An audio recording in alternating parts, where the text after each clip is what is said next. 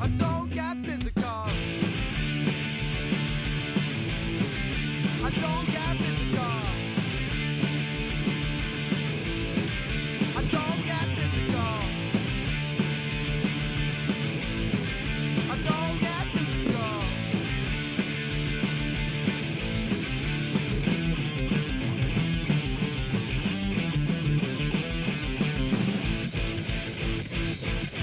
One, two, one.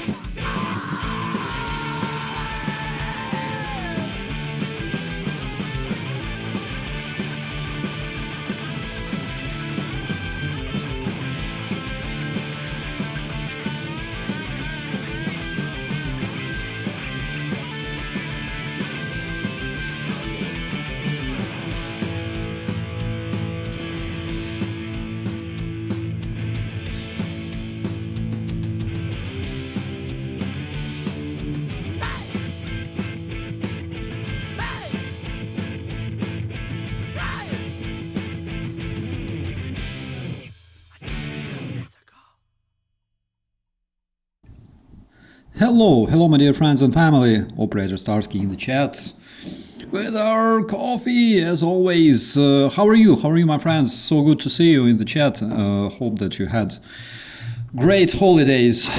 It was good. It was good, especially our recent stream where we shared some knowledge and stuff, and Alaska can keep all of the cold and snow. I agree on that, but they also deserve some sunshine, right? So let's talk about some of the recent updates. We had some really cool news. We will talk about them. Good morning from a cold London. Sarah, I tell you that I probably either turn into a real European or become older because I'm freaking freezing here. It's literally 1 degree Celsius in Germany. Hello to beautiful Finland, by the way. They don't nag there in Finland, seriously. They don't care. It's like minus 50. They just keep being happy, and it's a proper thing to do. But I just freeze even if it's like plus 1 Celsius. All of my deployments, primarily, all right, not all of them, but primarily, deployments that I had were in winter. And hey, Silver Earth, hello. Good morning to beautiful Romania too. Z całego serca życzę, aby w tym roku Ukraina osiągnęła zwycięski pokój. Chwała bogaterom. Dziękuję bardzo. Dziękuję serdecznie. So, minus 15 in Finland, yeah. But I keep freezing because all of my freaking deployments were in winter. Majority of them were in winter, and I cannot stand cold. Hello to beautiful Bavaria and California and all other amazing places on Earth. So let's talk about some of the updates. Let me just drink my coffee just a bit. 30 degrees in Melbourne. Oh my God. Take me to Melbourne, at least for a while. Gotta move to Australia, Steve. I absolutely agree. Gotta go there sometime.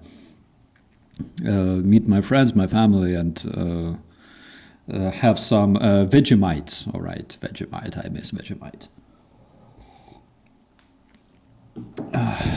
Okay. With snow minus 1 degree Celsius, we are no longer used to it here in Germany, near Cologne. Yeah, I'm in the same area, my friend, and I can tell. Back in the days, we would have like minus 20 in Kiev, for example, plenty of snow. When I was a kid. Not a case anymore. I remember year 2001, already year 2001 or 2008, we would have literal strawberry growing, right? Literal strawberry growing in the orchards in December. I saw photos, I could not believe it. But it's reality, climate change, my friends, climate change. Or as Donald Trump says, everything is in order. Climate change is a lie. Hello to beautiful Norway. Hello, my friend. OCT, Andreas, and everybody else. So let's talk about some of the recent ones, all right?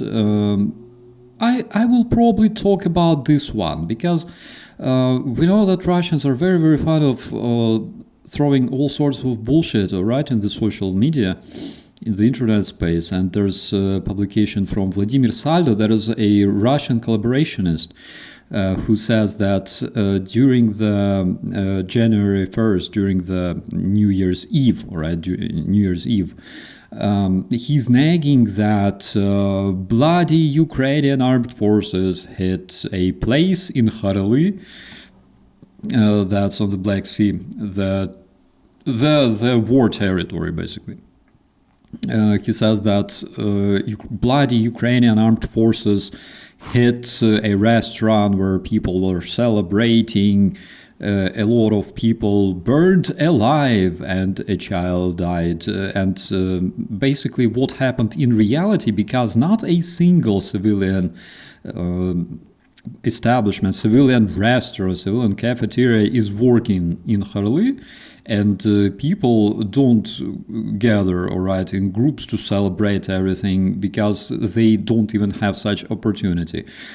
So there was a party for the Russian Spetsnaz, Russian officers and chat, and of course because Ukrainians had this intelligence, they had the information that they will be gathering there. They were fucked, and of course, in the best traditions of Russian propaganda, Vladimir Saldo is talking about, that crucified boy in wearing only underwear who burned in the restaurant while celebrating together with Russian officers. So yesterday we could observe quite a picture, all right, good Ukrainian drones heading towards terror Russia one more time. And why this is so significant? I will tell you why, because there are some interesting updates later there, all right? We'll talk about them. Yes, Steve, they were cooked. Absolutely cooked. And there were some very, very badass strikes, all right? There were some badass strikes over these past 2 days. Happy New Year to the beautiful Deutschland, and Happy New Year to Bellissima Italia, all right? Happy New Year too. So we have some very good hits over these several days, including some of the biggest Russian oil refineries as always. Let's talk about that one too. We can see that Ukrainian drones were heading through Kursk and Belgorod towards Lipetsk and Voronezh. And this one is actually very interesting. Graffiti. Посмотри, какой нам подарок на Новый год сделали. And people are actually celebrating this graffiti. I believe that it's in Mariupol. Peace without Putin's fascism. And people are actually very, very impressed. Peace without Putin's fascism. Mariupol without dances on bones and stuff like that. No to genocide of the people. Our children are not the meat. This what you see on your screens here, right? Just to remind you, Mariupol Theater. So you probably remember the Mariupol Theater, right? This place right here. The place that Russians bombed, and this text means children, all right? During the first war of the full-scale Russian invasion, Ukrainian citizens were taking cover in the Mariupol theater, and they rolled children on the ground so the Russian pilots would not attack this place. But Russian pilots apparently took this as a direct aim, all right? They aimed at this word, children, and basically they destroyed the Mariupol theater together with all the people that were taking cover in this theater. They rebuilt the theater, all right? They rebuilt the theater, they restored the place, and they had a kick-ass New Year celebration on the bones of all the Ukrainian people who were buried there by the Russian bombs. You can literally see, if you think that dancing on the bones is a kind of metaphor, right? In the Russian world, it's not. It's a reality. You can literally see all the happy Russians that came to Mariupol from the Russia, right? Because there's like majority of the Russian nationals there celebrating happily, all right, on the bones of all the Ukrainian people, all the children that were buried in that basement of this theater, and they are dancing happily. That is literally what the Russian world looks like, all right? That is the face of the Russian world, happily dancing on the graves of killed people. That's just so you know. And those people are not Putin, all right? They are just like Russians being Russians. They seem very, very happy, okay, dancing there, where hundreds of innocent people were killed. So that's some of the Russian, I don't know if I can call it cringe, but this one is definitely cringe, because this is Donetsk downtown, where people are forced to literally warm up the water that they obtain from freaking puddles, from, you know, rain and stuff like that, because Russia promised them beautiful life like in Russia, right? And that is literally, I would call it Russian cringe, because in 2012, Donetsk city, a city with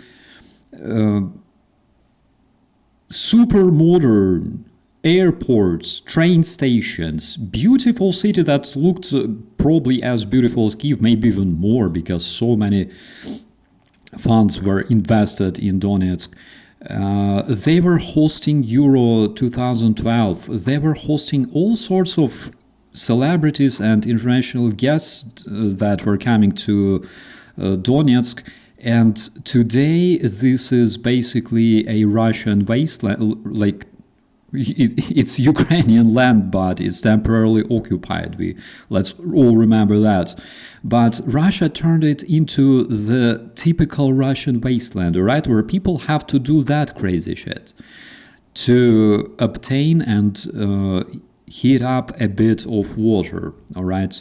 That is literally from Donetsk downtown. Russian innovations right there, all right? Instead of this dude, maybe we'll see, you know, somebody like that robot idol, all right? That crazy Russian innovation.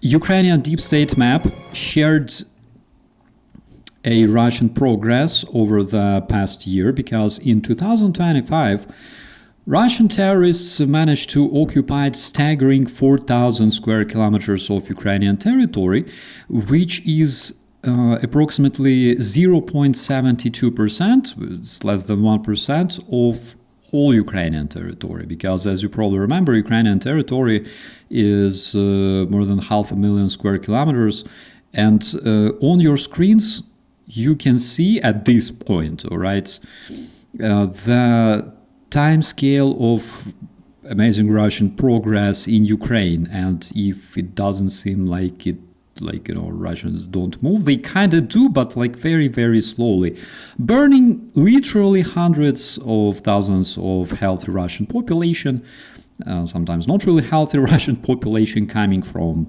different prisons and stuff, in the absolutely pointless meat waves, all those meat assaults. So there on your screen you can see exactly what it looks like, all right? So that wasn't a static photo. That was literally Russian progress, the second army of the world. The army that literally terrifies, all right, terrifies the living crap out of people like Joe Rogan, like Donald Trump, and everyone else. Don't fight with Russia. Russia is undefeatable and shit like that. Well, we know what is true. Domodedovo in Podmoskovia. Domodedovo is the place where some of the biggest Russian civilian airports are located.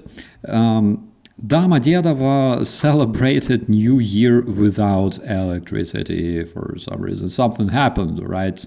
They don't know what exactly happened because there was no drone strikes or anything like that, but something happened. Apparently, again, reckless smoking, something of that sort. I don't know, some dude while celebrating on his workstation accidentally spilled vodka on his keyboard. I have no idea, but Domodedovo happily celebrated the New Year without electricity, which is something that they deserved 100%, right? At least they had street lights working. So that is an update from Russian Domodedovo. Dark night, all right, in the terrorist federation looks pretty much like North Korea, but we should all remember that Russians are very, very fond of North Korea, of the lifestyle there, and basically they slowly slip into the same pit. According to the Ukrainian External Intelligence Service, the Russian terrorists are preparing a bloody massacre, and they're preparing bloody massacre exactly after their staged fake attack on the Putin's palace failed, all right? So because they're very, very mad, and because even CIA confirmed that nothing like that happened, while Lukashenko was claiming that, yeah, it happened indeed, it was so bad, and Russia can literally destroy your rights with a flip of their fingers, but they just choose not to.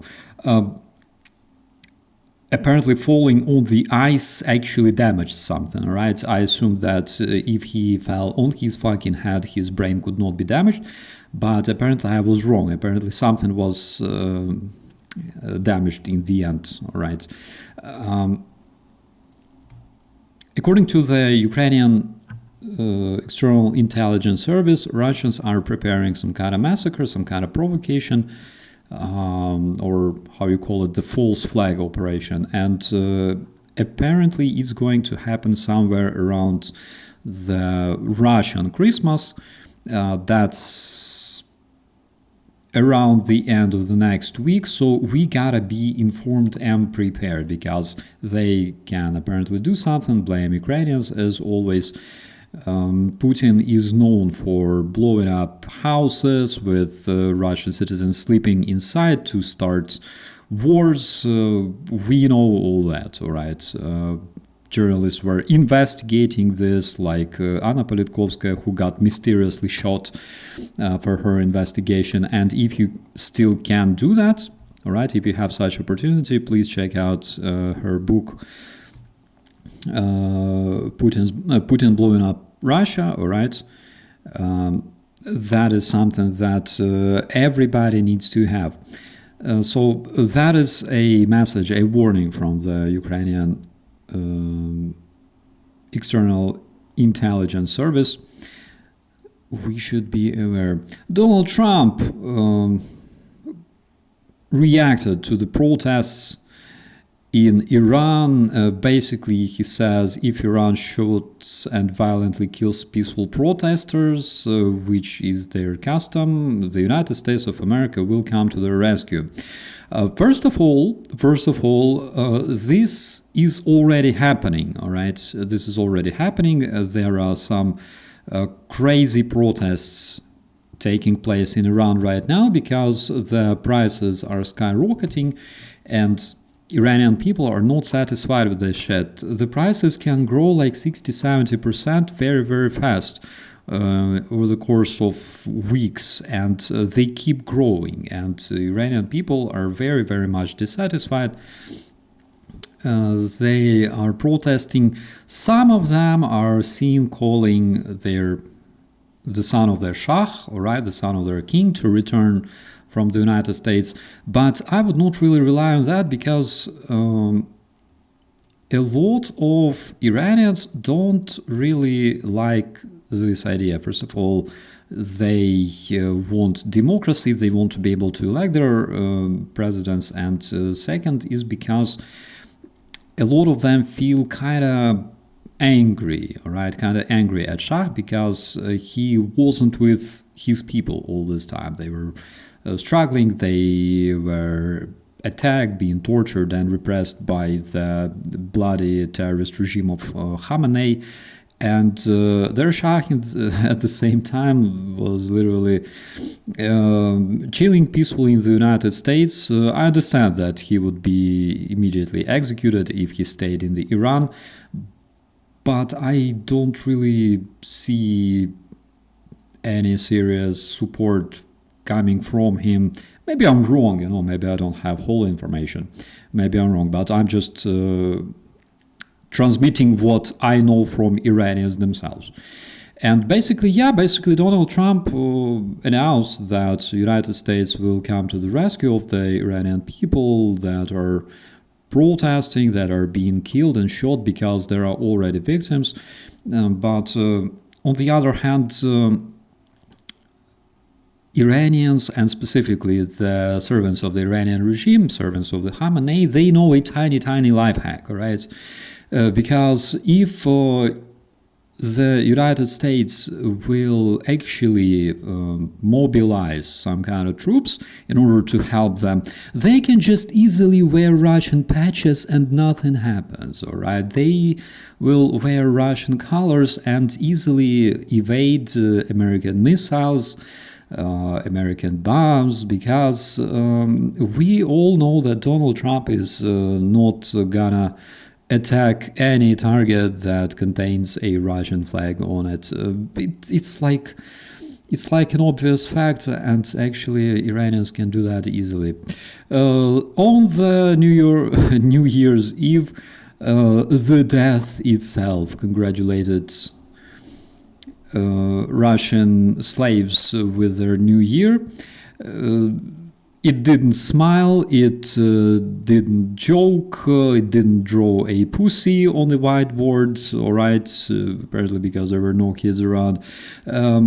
But he was basically explaining during this whole speech, he was explaining that the war is good, that the war is good for Russia, that war is like the best thing that could happen, all right, to the population of the Russian slaves, which was very cringy to watch. And I actually noticed some suspicious men that spent 25 years talking to Russians and nagging every single year that it was a hard year for the whole Russian country. 25 years straight, that dude on the TV is talking and nagging that it was a hard year. Yeah, it was definitely a hard year, but we made it and everything will be fine. What kind of fuckery is that? I don't know. Wouldn't survive in a democratic country, but we know that Russia is anything but a democratic country. And some of the most geekiest news, my friends. We were talking about the Kapustin, Denis Kapustin, the White Rex, the commander of Russian freedom fighters. There are Russian freedom fighters fighting in Ukraine against Russian invaders. Those are the real Russian opposition, unlike fucking Navalnaya and all that, all those individuals, all right, literally living peacefully somewhere in European countries, enjoying the grants, enjoying donations of European people, and speaking shit about Ukraine. All right. So, unlike all those factors, there is a real Russian opposition in Ukraine, the true one that actually does what the opposition should be doing. All right.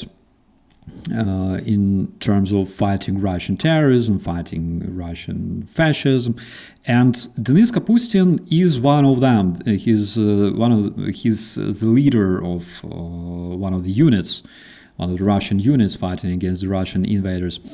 Several days ago, there was a message in the Ukrainian media that he was assassinated by the Russian assassins, and we talked about this in the chat. I didn't make a separate video dedicated to him.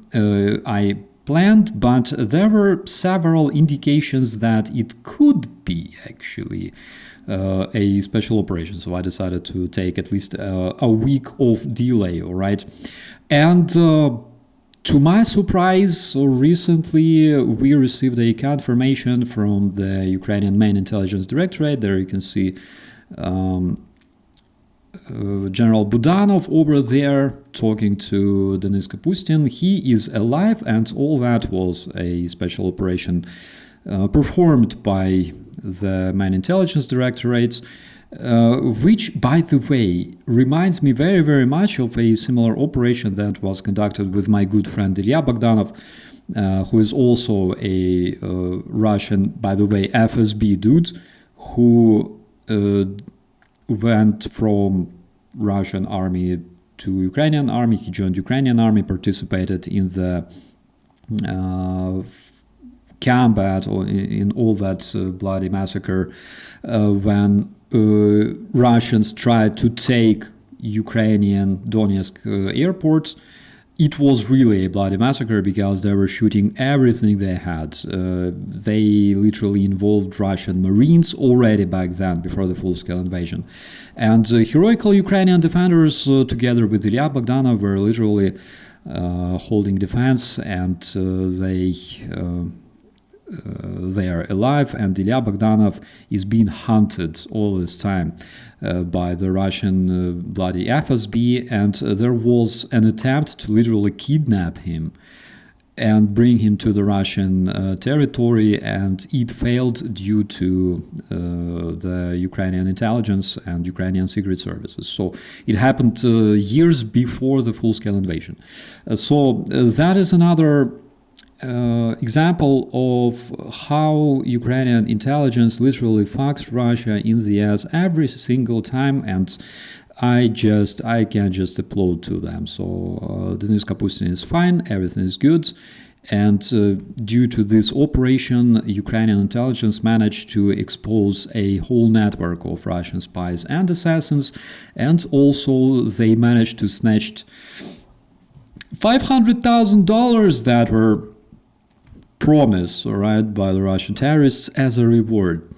So that is absolutely freaking insane. That is something that deserves my complete admiration and appreciation. Those guys are crazy.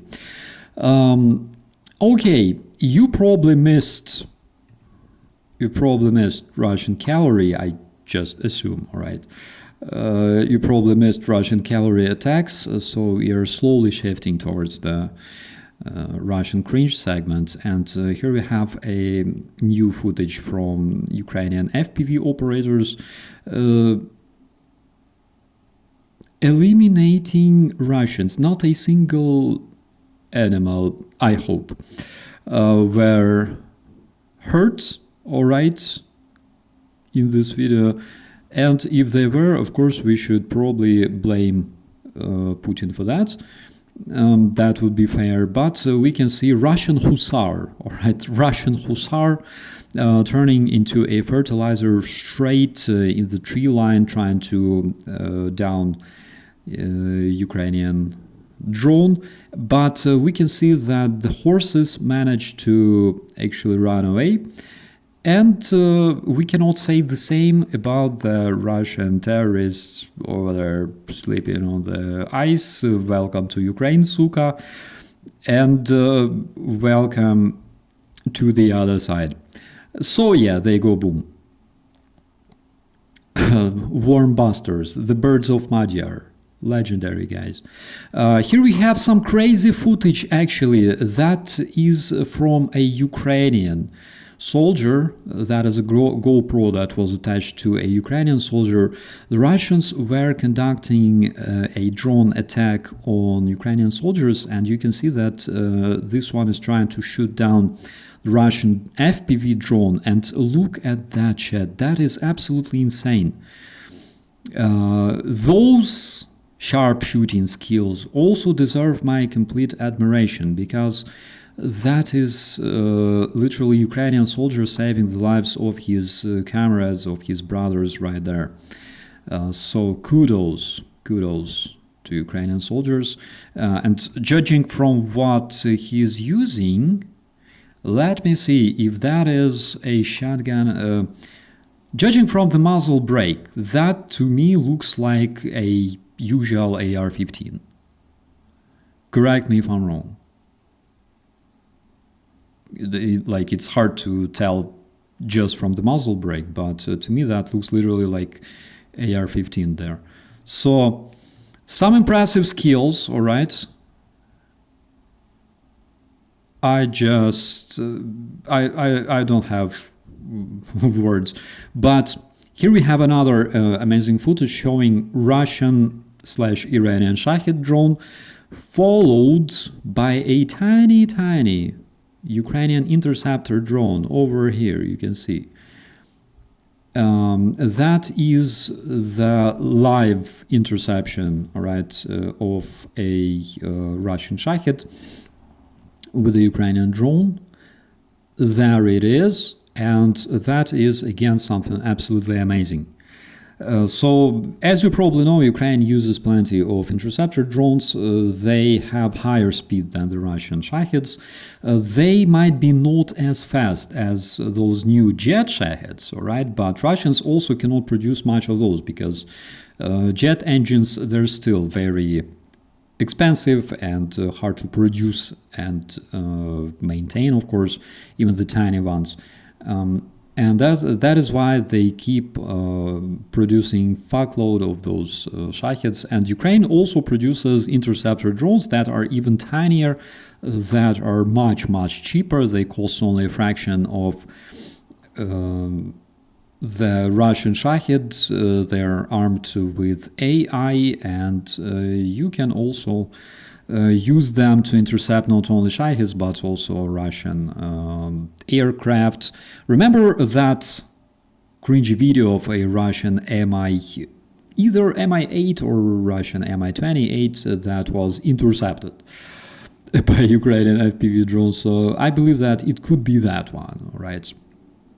Why we know that is because Russians recently started using their frontline controlled territory, all right, literally the spans of the front line or close to the front line, to launch the Shaheds, because previously they would launch Shaheds from the depth of the terrorist federation, which gave us enough time to prepare.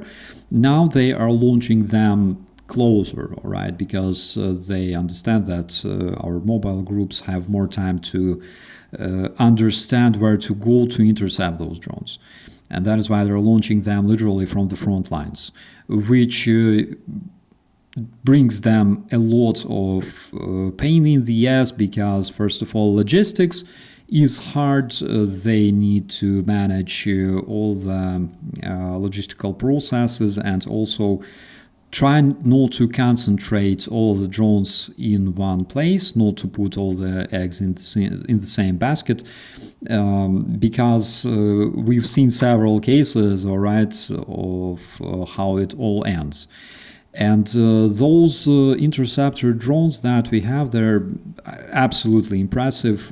They are fast enough, they can operate autonomously or guided, and they are very cheap. They cost, I believe, around $1,000, maybe less, while that fuckery that you can see flying, that big black shed, copy-pasted from Iranian Shahed.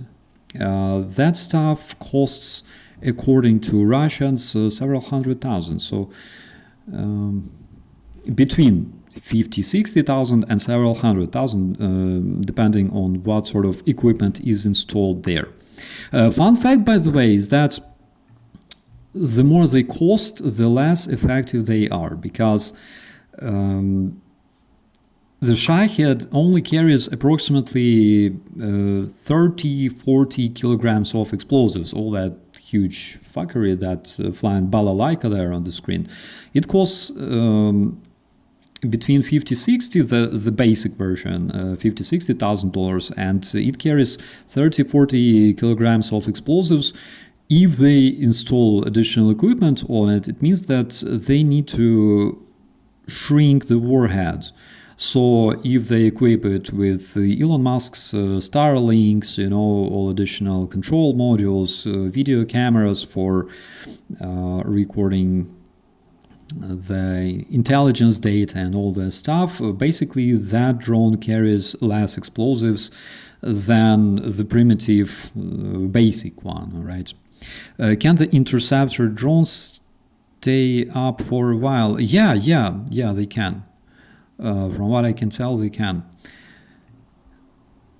So Ukrainians will probably have to rescue the horses that are running around on their own. Yeah, 100%. Maybe we'll have like a big population of wild horses, right, on the Ukrainian territory after the Russian invasion has collapsed.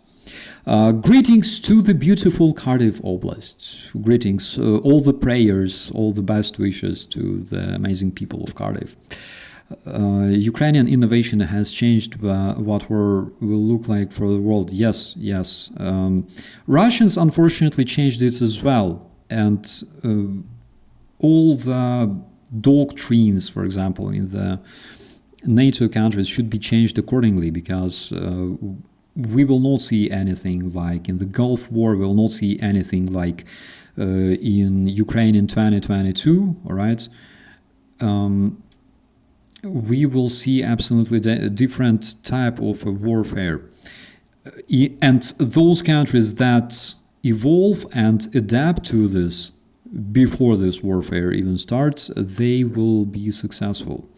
I wonder if Elon would fly out of window if he went to Russia. I'm not sure about the window, but something tells me that we will still see Elon Musk in Russia at some point. Elon is going to buy Russia when Putin dies.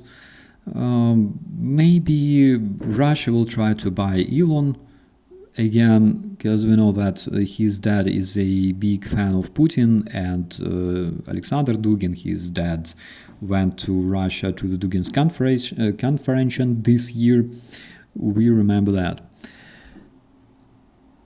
Hello to the beautiful UK. We have some more updates, my friends. It's not all. We know that several good Ukrainian drones brought joy and happiness to Krasnodar Krai, to the suffering Ilsky oil refinery that suffers for a while already. It wasn't the first strike. But that firework to me looks absolutely impressive. If we take a look at the photos here, we can see that the Russians were able to enjoy the fireworks in that area in Krasnodar Krai. And by the way, we also helped their firefighters celebrate, because generally speaking, New Year in Russia, with all those blackouts, nothing happens. It's kind of boring. So Russian firefighters also had some good time, all right, so trying to remove those flames. So already around the midnight, this attack was recorded. The terror Russian Ministry of Defense stolen toilets and raped civilians is claiming that they shot down approximately 168 UAVs, which I'm not even sure if it's true or not. The White House is calling Americans to immediately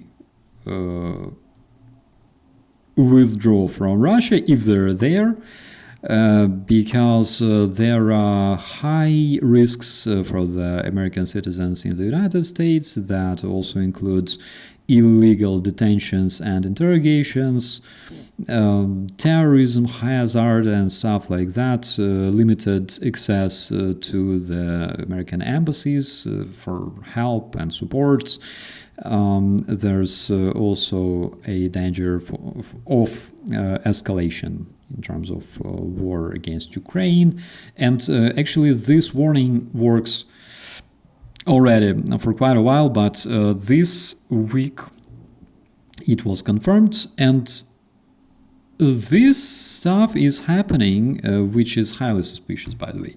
This stuff is happening at the same time when Ukraine is warning about the possible Russian false flag operation that will most likely involve a lot of civilians, Russian civilians being eliminated, all right, like Russian secret services absolutely enjoy.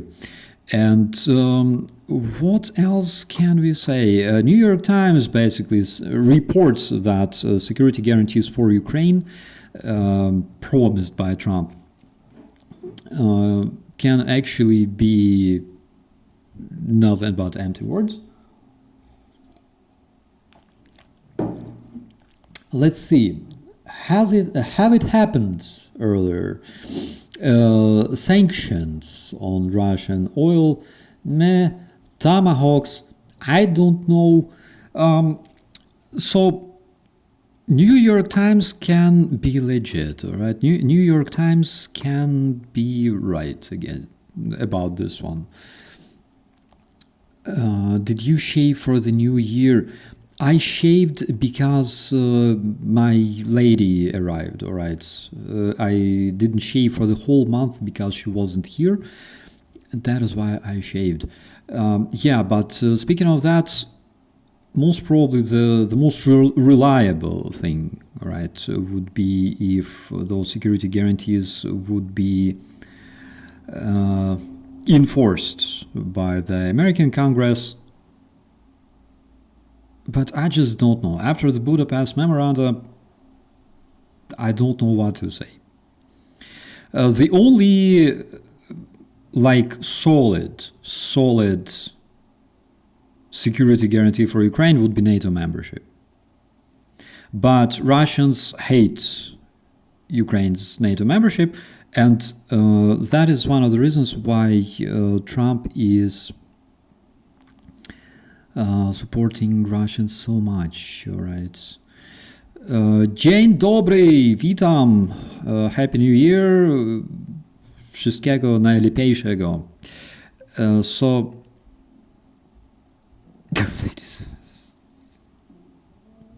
you know me, all right. What chance does Kadyrov's son have of taking over his dad's legacy? A high chance, because that's basically a dynasty, all right? And we know that Kadyrov was preparing his son, but I know that if Kadyrov dies, and there is a high chance for Kadyrov to actually become better, so there will be plenty of disputes, because Chechens and it's kind of cringe to call those clans, all right, currently ruling Chechen Republic. Chechens, all right, they're Kadyrovites. Let's call them Kadyrovites or Russian puppets, I don't know.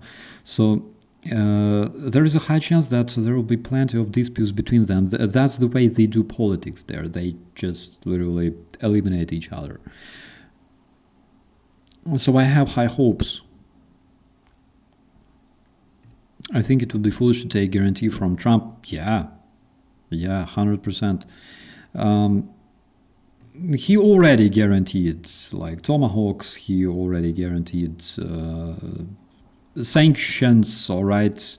But the biggest Indian importer of oil, resumed buying oil from Russia, looking at Trump like this. Okay, nothing is happening. Great, let's just continue. And we can see that those sanctions, they were paused as far as I remember. Nothing works because, Trump is like a real man. He gave his word and he can take it back, all right? Elon's dad left South Africa because it became, he lost his advantage. Elon's dad, as far as I remember, he was accused of something that would make him a true MAGA. He was accused of sexual abuse. So we know that those guys enjoy such things. Okay, that's literally like a job requirement. If you want to be a MAGA or have like a some kind of state employment there, you gotta have it in your background, right? Be either a registered sex offender or have some ugly exotic tastes, all right? Happened many times, literally. Google yourself. Could you share the Starsky hoodie link? It's in the description in the merch store. Did I put it in the description? I hope I did. Yeah. And I know that a lot of MAGA will be mad at me. Why are you trashing Trump? Why are you saying shit about Trump? Well, I am not saying shit about Trump without a reason, all right? I'm not, because as a Ukrainian who woke up to the fact that we were fucking invaded, okay, and I woke up to the sounds of fucking Russian missiles hitting my country, my city. I feel extremely, extremely disturbed when an American president calls Ukrainians fucking invaders, when he calls our president a dictator, all right? Considering the fact that Putin rules his swamp for 25 years straight, yes, this is something that triggers me. I'm triggered when my country is being invaded and the fuck doesn't even say a word against the fucks who invaded it, all right? That is something that triggers me, and that is why I will be trashing everyone who continues to retransmit Russian bullshit and say that, no, it's Biden's war, it's Ukraine's fault that they got invaded. Ukrainians just fucking surrender, give up your territory, and finally fucking die, because poor people in the United States are so tired with your war, all right? They're so tired. People around the world, they wake up and they think, holy shit, I was so tired all this time, all right? From Ukrainians trying to survive and defend themselves, okay? You can imagine some motherfucker wearing red hat going to a McDonald's to see his buddies, all right? And they sit over a table and they go, Bill, I'm so tired of Ukraine's war, all right?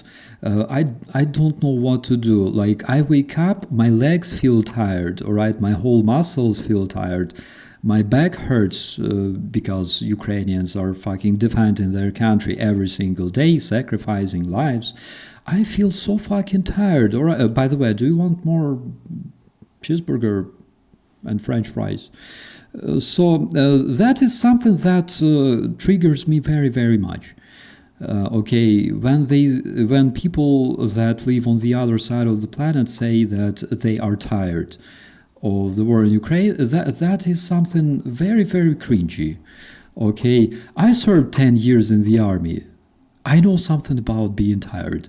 Those guys are not. Okay, they might be tired from eating too much, 100%. I know that. I can feel that. But being tired, they might be tired from this feeling of stress. They're stressed. They are afraid of future, all right? Which, by the way, means that Russian propaganda succeeded, all right? That is the Russian primary KPI, to make citizens of the United States, of Canada, of European countries to be afraid of tomorrow. And that's I'm not making this up. It was in the indictment that was published, indictment containing the FBI investigation on Russian social design project that literally performed all those beautiful Russian informational campaigns, right, in the United States and in Europe. And why it worked in the United States is because majority of pro-Russian talking heads and all that Russian lobby is located in the United States for obvious reasons, because the United States is the primary adversary of Russia, and they will invest more efforts into destroying the United States no matter what it takes. What is the title song? The title song is called Physical, and it's performed by Jackie Brown, by Untimely Dosage. Untimely Dosage, Physical. They have a lot of great songs. Bomb Life, one of my favorites. But returning to our updates, I think that we can finish the stream with this one. We can see some kick-ass protests taking place in Iran. And we know that there's already quite a few people that lost their lives, a lot of people arrested, a lot of people tortured, unfortunately, and quite a few of them already lost their lives. But the reason this protest is taking place there, all right, is first of all inflation. The prices are growing, as I already mentioned. We know that the terrorist regime of Khamenei is extremely not popular among the Iranian people anymore. The only peak of Khamenei's popularity that we could observe last year, you want to know when it happened? When Trump hit Iran. When Trump hit Iran and started striking Iranian oil refineries, different Iranian objects, and Iranian houses, that was the moment when people that realized that they are not fucking protected by anyone but their fucking dictator, all right? The person they fucking hate with all their hearts. So would you accept if Lance would invite you to his talk show? Who is Lance? Let me know, because I'm not aware. So they realized that the only person who can actually protect them and strike back at Israel, for example, was their own fucking dictator. It wasn't much like they were, yay, remove regime of Khamenei, all right? No, it was literally like America literally killing them, the people. That's the way it was perceived in Iran. And that is why the popularity of Khamenei during those strikes, unfortunately, it peaked. But now we can see that it's on the proper level, one more time. Again, Trump has absolutely no idea how to talk to Iranians, especially after all those strikes that he committed, right, against Iran. And Iranians are basically, as always, are doing those things themselves. So what I can do, I will wish Iranian protesters all the best. I have these amazing Iranian sweets over here. I don't even know how to read this, all right? I don't remember the alphabet, all right? But I will have a bunch of those. They're actually very, very nice. It's nuts with something that looks like mochi and coconut stuff. So I tried it. It's actually very, very nice. So that's all I can... Is that all I can say? Yeah, that's all I can say regarding the recent updates. We can see that the prices grew by 60-70%, and millions of Iranians already are involved in those protests. So I will be wishing them well, and hoping that Iranian people will finally get what they absolutely deserve, which is democratic society, democratic leadership, and peaceful future. Just like that. Lance, political talk show in Germany for 60 plus, main part of German voters. I would love that, absolutely. Unfortunately, mein Deutsch ist sehr schlecht, okay? I can literally tell what kind of hot dog I want, or what kind of kebab I want somewhere in the kiosk, but I'm not really good at speaking on public yet. I can kind of try speaking in Polish, but German, I'm not on that level so far, but I'm doing my best, all right? Markus Lanz, German talk show, you might know his Putin sympathizing podcast partner, Brecht. Would be kind of interesting, all right? Would be kind of interesting to talk to them, 100%. Again, if I spoke German a bit more, but year here is not enough, unfortunately, to learn Deutsch. Which is, by the way, I am not proud of that, all right? I learned Italian almost perfectly during 1 month of staying there, but I was 11 years old, okay? Took me 1 year to learn Polish on more or less fluent level, but again, Polish is very much like Ukrainian language, so it wasn't that hard to learn. Deutsch will take just a bit time, all right, just a bit more time, but I will learn it as well, I promise.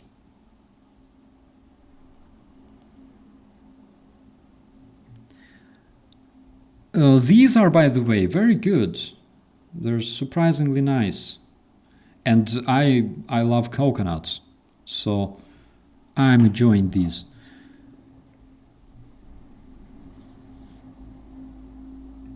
You will survive and not be starving. Yeah, I know. You cannot starve in Germany because if you go to a restaurant, for example, the portions are crazy. Okay. I remember first time I was here in 2023, I went to the restaurant in the morning and I felt starving very, very much. And I opened the menu and I'm like, all right, what would I have? So I ordered what I would usually have, for example, in Ukraine, which was a schnitzel and spaghetti bolognese. They brought me a whole plate of French fries with huge schnitzel the size of like my leg, and brought me another huge plate of spaghetti which could feed probably my whole platoon, all right, back in my brigade. And I am ashamed to say this, but I literally ate like 10% of everything and I couldn't finish it. Yeah, sometimes when I go to bed, I dream about schnitzel, running after me and nagging at me.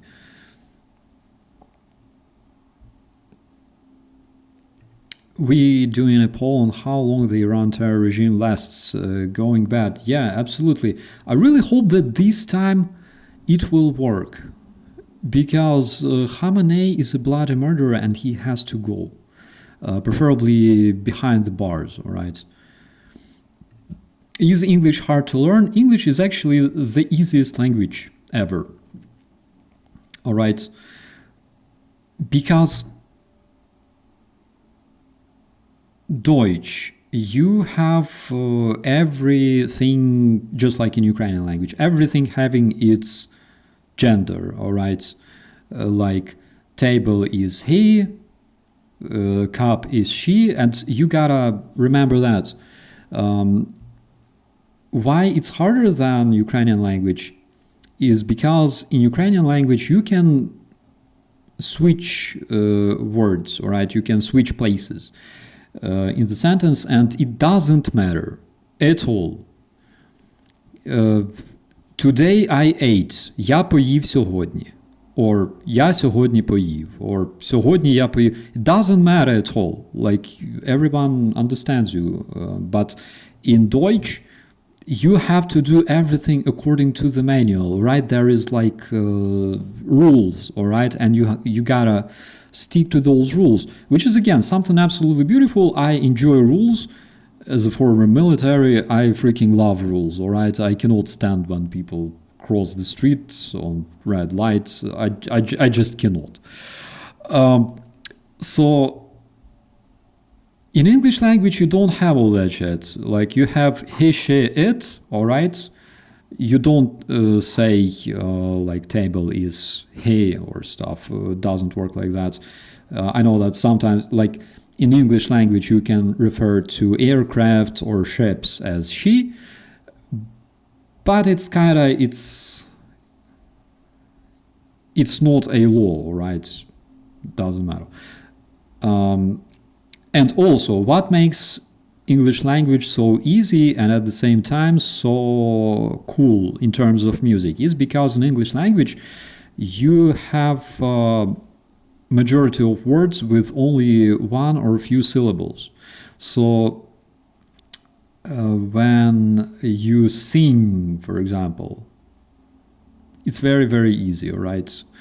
You can spend just a few letters and make a sentence. For example, I went there, 3 syllables, all right? In Ukrainian, we would have like 5. Я сходив туди, all right? So, crosswalk enforcer, yeah. I am the dude who will be literally, spying with binoculars, sitting behind a window, spying, on people crossing the street. And like, Polizei? I have something to report. That's literally, when I saw people crossing the crosswalk on red lights, I was literally like looking around, searching for the snipers. Gas G9, literally, making sure that everything is in order. Wasn't the case, but it would be cool.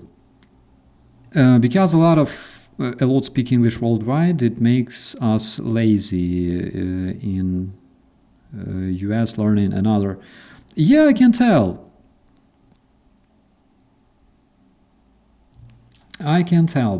However, in Germany, not a lot of people speak English. They kind of do, but they're also kind of shy. Okay, so I don't remember when I spoke English last time in Germany. Quite a while ago. Good morning to beautiful Pennsylvania. How is celebration going, by the way? So many synonyms and homonyms in English language. Yeah, I can tell. I remember my first time jaywalking, breaking the law. Katya, how could you do that?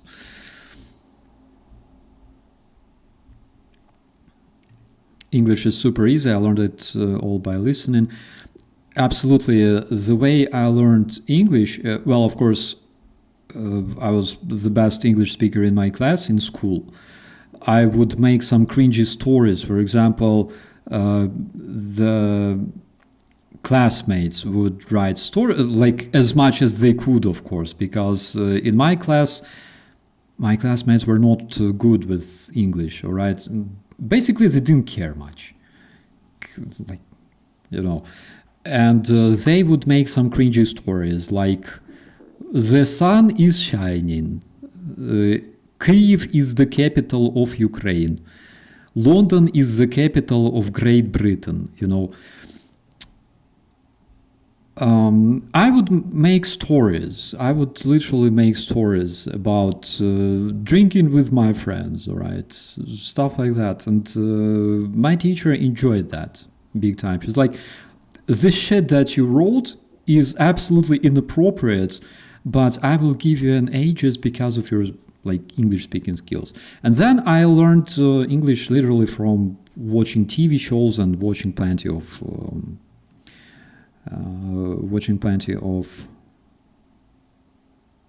YouTube videos.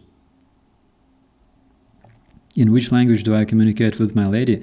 My lady demands, all right, and actually intimidates me all the time. She demands me to talk Ukrainian to her because she learns Ukrainian. And she speaks Ukrainian better than I speak Deutsch, by the way. And also, we communicate in Ukrainian, in Deutsch, mostly in English, and sometimes in Persian, all right? And by the way, Persian is extremely easy. They have similar rules with Deutsch. So if you know how Deutsch works, you will easily learn Persian. One thing I'm still struggling with is literally the alphabet, because that stuff, like the way those letters combine, and oh my god.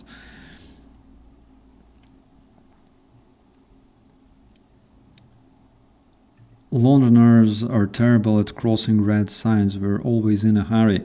When you go, for example, to Netherlands, and by the way, I think Betsy may confirm that, in the Netherlands, people just cross the streets everywhere. They don't care.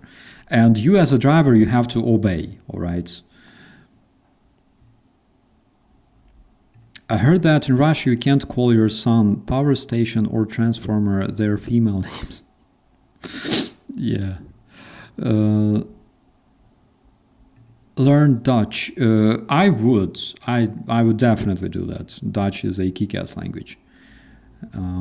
I was impressed when I heard Dutch language for the first time in 2023 when I went there. It was interesting. Americans can almost speak English, just they don't understand the words.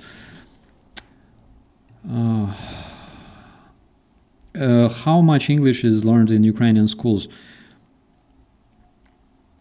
People learn English language in Ukrainian schools. When I was in school, it was late 90s, all right? And Ukrainians didn't learn English much. But then we have a lot of international content, for example, on YouTube. If you're subscribed to what's his name? If you're subscribed to your favorite gamers, all right, if you're subscribed to favorite comedians and stuff like that, of course it's much better to understand the original language. That is why a lot of Ukrainians actually do, and especially now when there's thousands of international volunteers in Ukraine from United States, Canada, United Kingdom, Australia, New Zealand, whole Europe, Japan, South Korea. Thousands and thousands of people are coming to Ukraine to help, and of course Ukrainians understand that they gotta learn the language, all right? They should have opportunity to communicate. And you can ask a lot of those volunteers, basically, I don't know, ask Greg Terry, for example. They will tell you that, a lot of Ukrainians, compared to Russia, for example, a lot of Ukrainians actually speak English language. Letters mean nothing. You have to memorize the pronunciation of every word.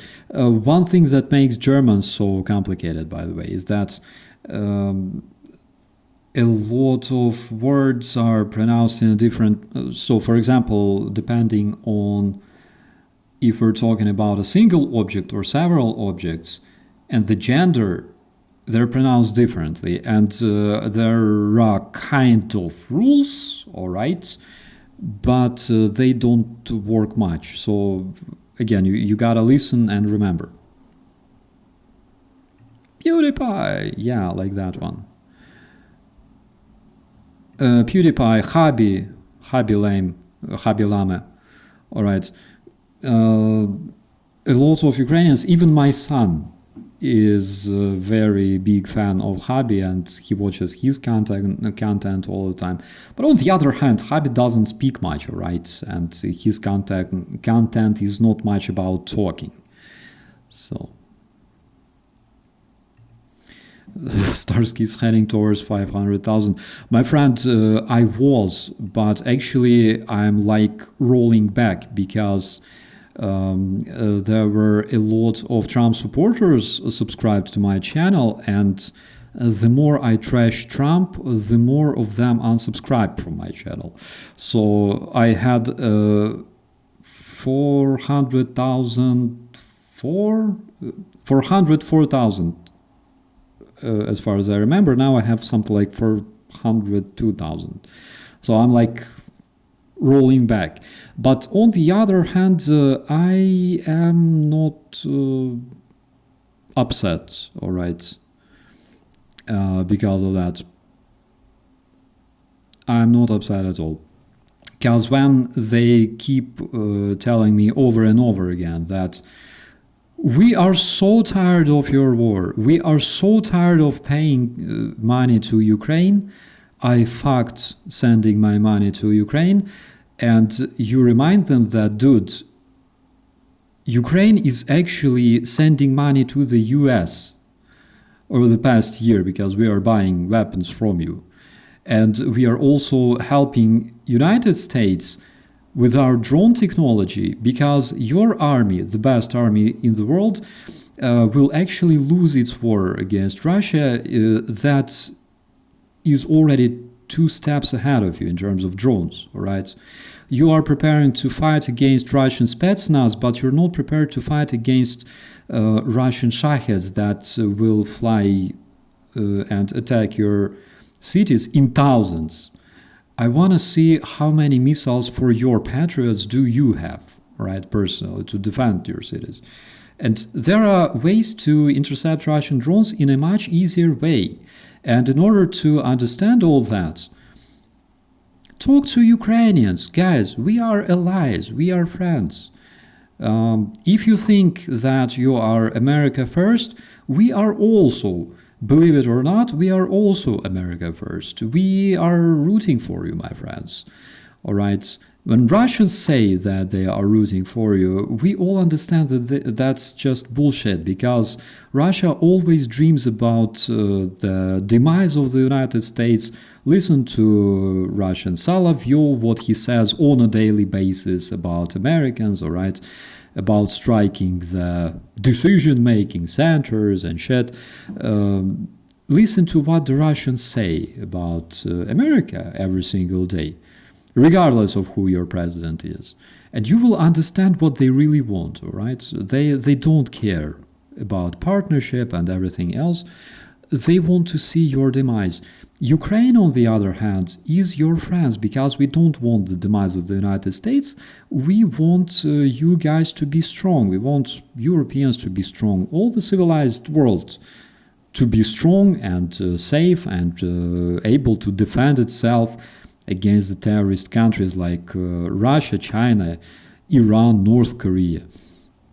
That is our biggest mission and biggest goal, right? As Ukrainians, as allies of the Western world, allies of our friends from civilized countries, we are on the same side of the barricades.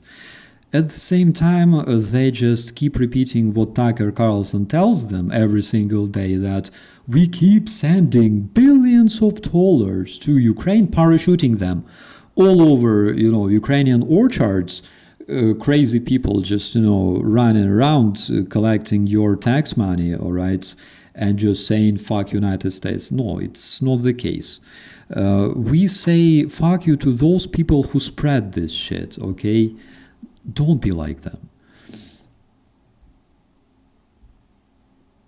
We are slightly jealous of Moscow fecal mountains. Yeah.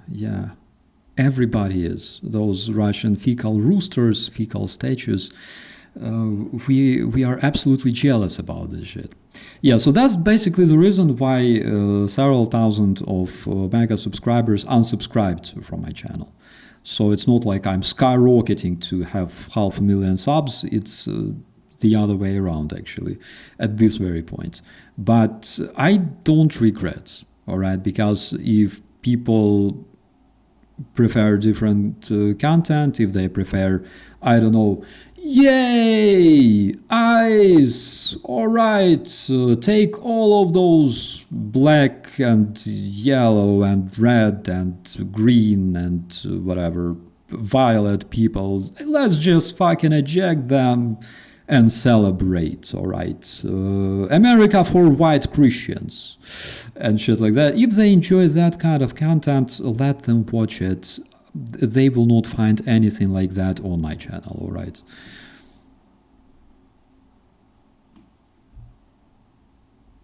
The problem is Trump is not really America first, he's Trump first. You are so right. You are so right, all right?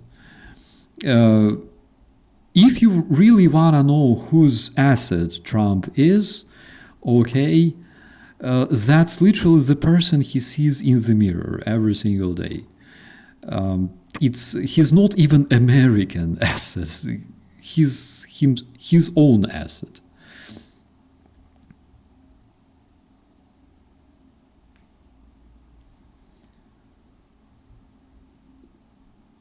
Who wants to interact with people that defend pedos anyway? Yeah, and this is something that I would also attract your attention to, because Epstein files, they have some very interesting properties, all right? They are invisible.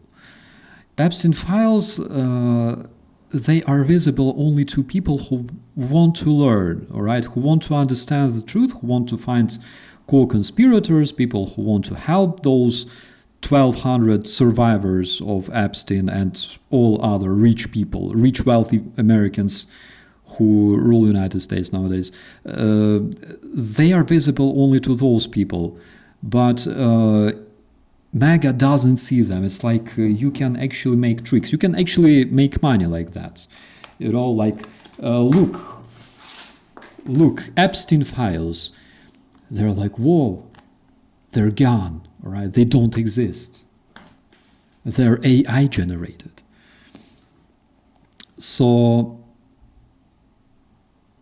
there are quite a few guys on a YouTube I followed, and they were really cool in terms of creating content.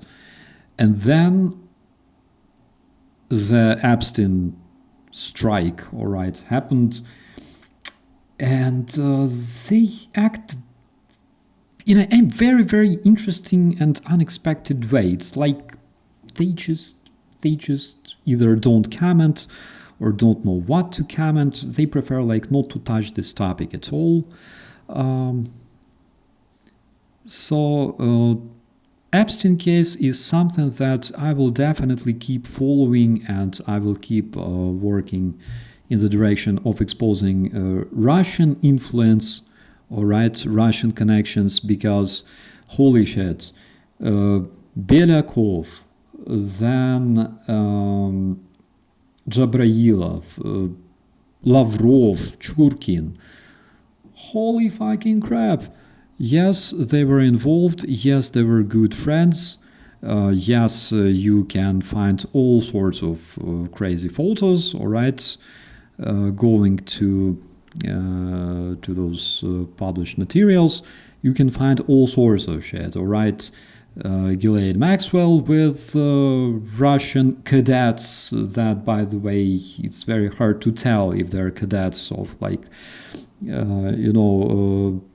air defense or their future FSB officers, all sorts of shit. And it's very, very naive to think that Epstein's links with the Russians have never turned into, for example, Trump's links with Russians, right?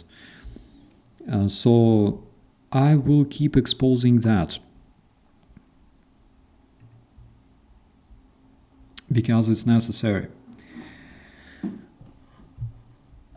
They won't believe their orange god is wrong ever. 100%. It's hard to convince fans, alright? Again, there's still plenty of people who still believe that Charles Manson is not guilty, alright? We have such people. During the World War II, there were people in the United States who, among them was, by the way, Ford, just like today we can see. Another famous car manufacturer, right, in the United States. So people like Henry Ford, who would actually say that, no, Hitler is a good guy, you gotta negotiate, all right? And there's still a lot of people, even today, not only among MAGA, but other movements that consider Hitler a good guy, all right? A great man who kind of lost. That's something they should remember.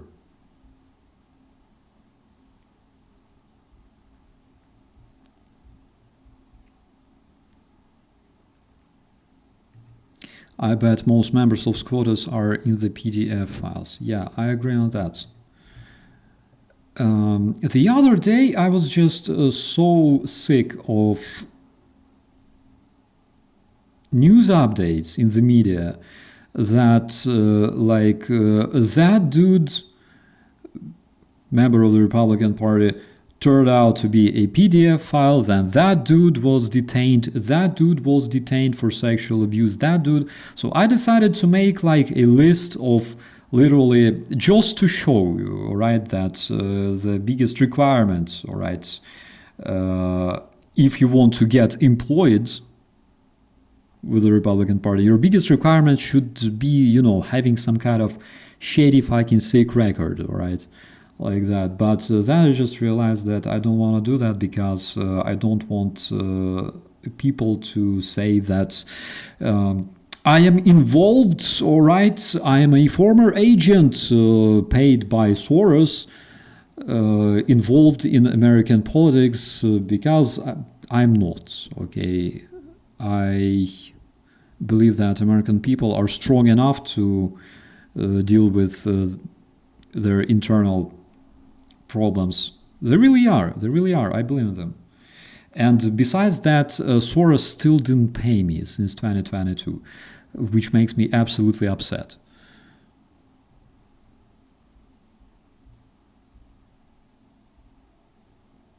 CIA, by the way, didn't pay me either.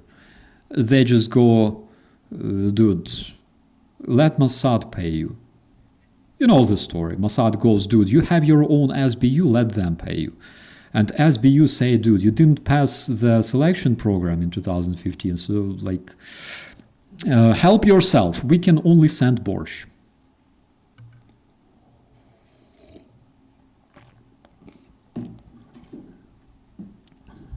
Which I don't mind at all. I don't mind, all right, about borscht.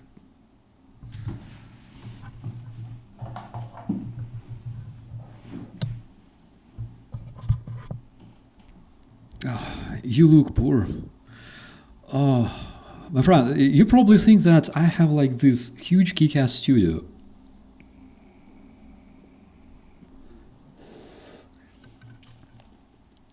Where the hell is my... Just a second. All right, I will show you like behind the curtains in just a moment.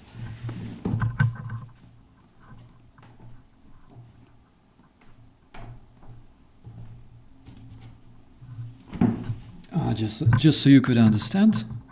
Right, I think I don't need headphones anymore. How the hell does it work? Where is my camera? Is it here? Is it here?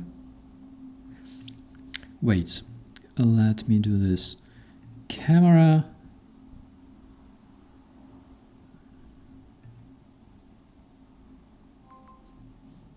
Yes, please. Yeah. All right. Yeah. So this is kind of me. This is my impressive studio. You can see that My studio is pretty much broke. All right, that's my pirate flag over there, by the way, and that's my gaming computer.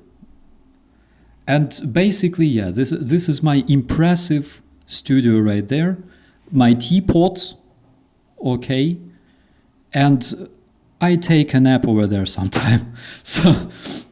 So not like I'm very poor, all right, much, but I'm not rich either. You cannot compare me to, for example, Tanet Media, that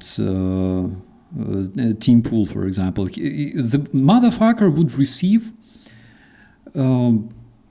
like $100,000 from Russians, all right, for a single video. That's not my level, of course. I prefer coffee, all right, but I will not sell my soul to the Russian thugs.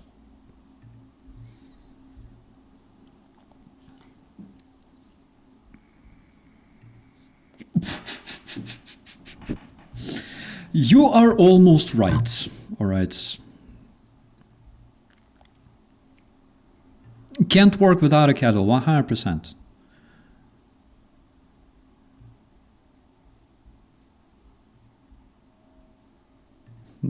Don't kick the ball. I'll try. I thought I saw the producer under the desk. That's not a producer. That is actually...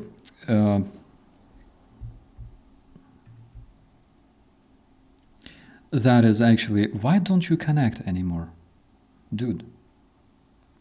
Come on, don't embarrass myself. Anyways, that's like rudder, all right? Rudder for my Microsoft Flight Simulator.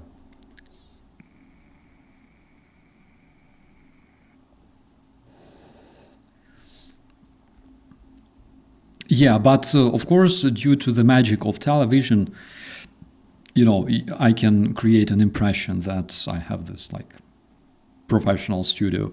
Yep.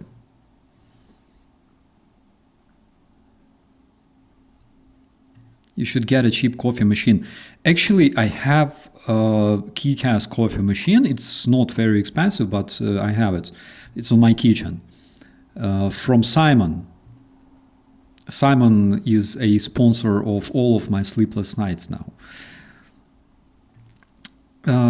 Tell us about the green borscht. Green borscht. I will actually show it to you, okay? Because it's I talk a lot about green borscht, but it's always better to show it instead of just explain it. Zelený borscht. Yeah, so green borscht looks like this. And this is the best thing ever. Seriously. So it's with an egg. It looks like this. It tastes like borscht, more or less, all right? It tastes more or less like borscht. It contains an egg. It contains a lot of different greenery. And in most cases, it looks like this. Okay, and you can also consume it with sour cream. So, among all types of borscht, the green borscht is my favorite one. Highly recommended. Highly recommended. If you have such opportunity, you gotta check it out. It's very, very nice.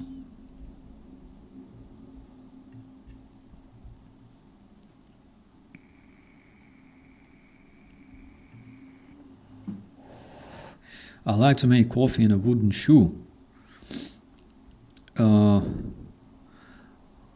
I personally prefer like instant coffee, right? But the coffee that I'm making in that magic machine is actually very good because I have like those coffee pads. I just drop them inside and I can make kick-ass coffee. But you gotta always buy Arabica because Arabica is the best. Or okay, if you can find proper Arabica, then Is there anything in Ukraine that cannot be consumed with sour cream? No. Nothing can be found in Ukraine that cannot be consumed with sour cream. Even if we talk about things like garlic, because you can prepare, for example, like chicken hearts boiled, or chicken liver, a bunch of chicken hearts or chicken liver boiled with sour cream, mixed with sour cream and garlic. It's perfecto.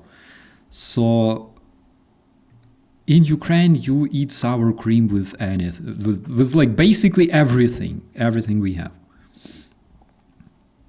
Why instant coffee? I don't know. I just got used to it since I was a kid. I only drank instant coffee, and I never was like expert in coffee. Like like this stuff, this. Flat white tastes so good, and this stuff. No, I'm not like that. I literally don't care. In 2015, 2016, in winter, when we were deployed in Luhansk, we received a big pack of coffee, the mug coffee actually, that expired in 2005. And we had a Jesus pipe. It was like this big cardboard pipe, okay? Pipe made of very, very thick and heavy cardboard. We called it Jesus pipe. And we use it to roll and grind those packs of mug coffee into fine powder. And then you drop them in the cup, you mix them with the hot water, and you can literally see like pieces of cheese, in that coffee. So I would drink that shit easily and I would not care. Yeah, but Simon convinced me that I need a fucking coffee machine, and I don't regret, literally, because that stuff saves lives.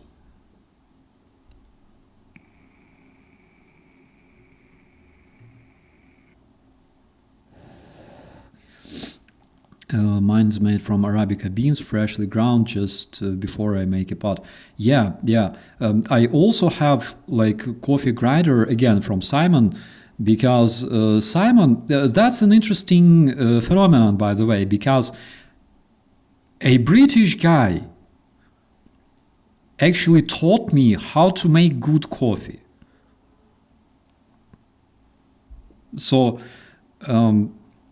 he actually helped me to evolve, all right, from like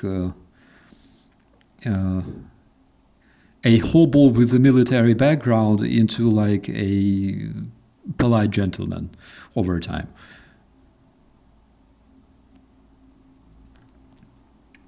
Instant is the only my stomach can handle. Yeah, I tasted some very, very yucky coffee, not instant, the other one, in my life. It's literally in police, I think. We were brought to some mass action, and as always, we were just sleeping in the bus. And I went to the kiosk to buy myself coffee, and it was so bad, as if it was just, boiled ashes. And it was so bad, it was so yucky. And after that, I had some prejudice, all right, against natural coffee. So I prefer instant in most cases, but good instant, like Jacob's. That one is so good.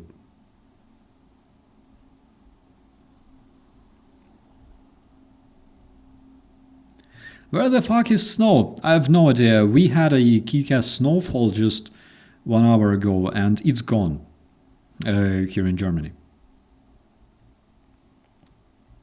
New coffee powders are nice, not like it was before. I agree. Some things are better than they were before.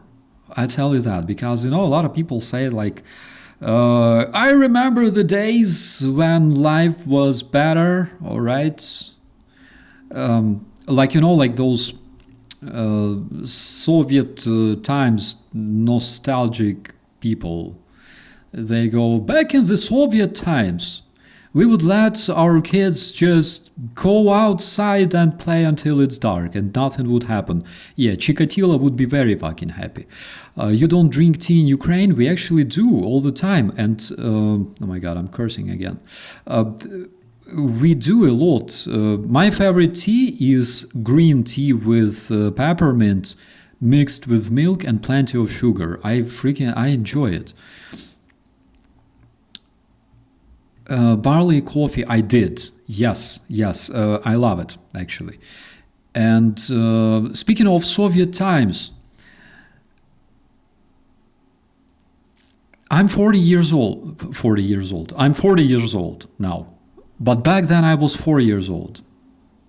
And I don't remember the story. It was repeated by my parents a lot. But I'm 4 years old, it's winter, they just push me outside, just go, alright, just enjoy having a good time. So I go outside to the playground, and next to the playground there's a bunch of local boys boiling the paint. You know why they boil the paint, because I don't. Boiling the paint on fire. And you can imagine me, 4 years old, alright, wearing like this winter coat, like all that shit, like that dude over there, alright? I'm 4 years old. So I'm wearing like winter shit, hat, you know, that coat, scarf, I'm like round, alright, like Winnie the Pooh. And I walk outside and I see those guys boiling the paint in the yard next to the children playground in the Soviet Ukraine, and they go like, "Hey, come here." I walk to them like, "What?" They go like, "You wanna stick a finger inside?" And there's like boiling paint in the shed. They go like, "You wanna stick the finger inside?" I'm like, okay. So, life in the Soviet Union was just so good, full of kind and friendly people. Everybody were just so safe and protected. There were no maniacs, alright?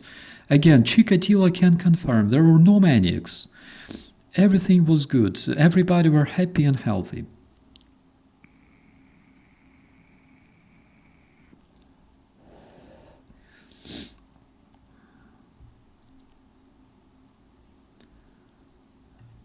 I can do instant coffee anymore. Ground is fine, instant is hard pass these days. Well, again, it depends. Because, for example, if you live in the United States, it's very, very hard to find good coffee there. Starbucks, regardless of what people is saying about the Starbucks, but that's probably the only place where you can find more or less good coffee. But generally, brands like Jacobs, alright, I can recommend that one. Nescafe, meh, seriously, meh. Jacobs is more or less like you can milk it with milk, yeah. You can mix it with milk and it tastes fine. You're aware that when Marx first introduced his thoughts about communism, that laughed at him and sent him into Russia to cause confusion. Nobody ever expected that they would like the idea.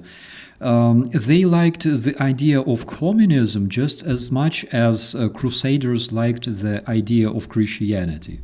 I tell you that. Or just as much as ISIS likes the idea of Islam. So,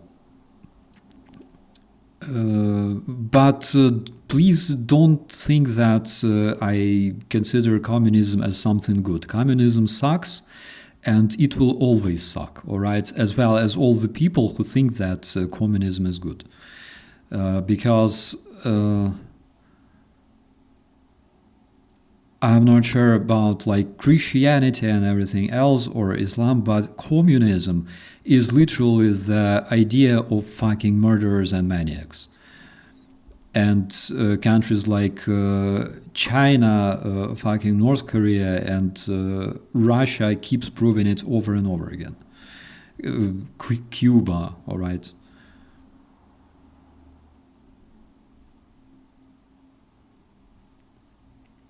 US, though you can buy beans from anywhere, you can, if you truly care. If you don't, then you would go to some coffee place, get yourself coffee. I can tell because I bought coffee multiple times in the United States when I was like on my way somewhere. I bought coffee to go, and I can compare to coffee in Ukraine, for example. Yes, Ukrainian coffee is better.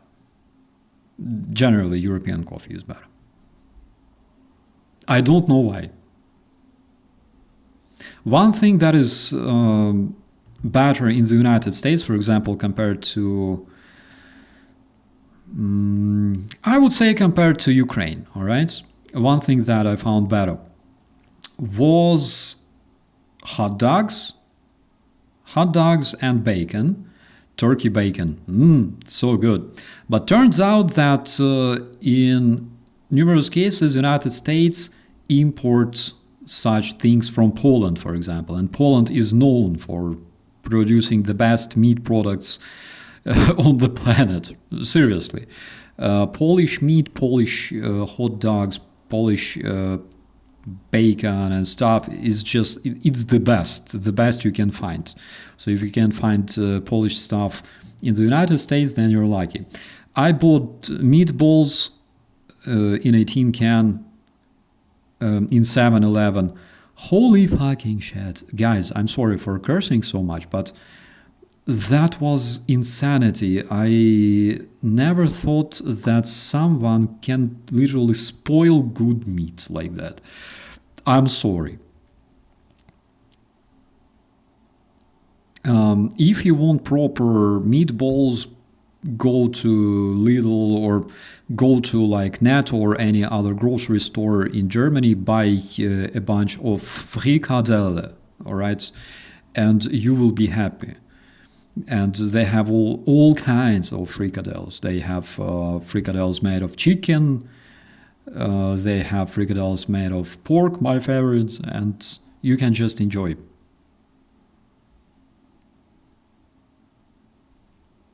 They sell Jacob coffee under the Pete's name, do they? Because I'm not really acquainted, with American coffee brands, so I cannot tell. Melbourne's coffee culture is right up there, is not there, if not world. My God. Is right up there, if not world class. Lavazza, by the way, I completely support this one. It's very, very, very good. I like Italian mocha pot coffee too. Yeah, Italian coffee is so nice. You're making me so hungry. Oh my God. I feel so hungry too. I'm gonna try a bunch of these delicious things. As you can see, it's literally a nut, all right, with something that is like squishy. It's like mochi, all right, like Japanese mochi, covered in coconut. Just tastes so good.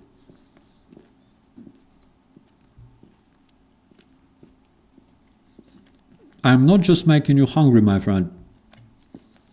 I'm literally torturing you on live podcast. And I don't regret it. The only thing I regret is my freaking tooth hurts so bad.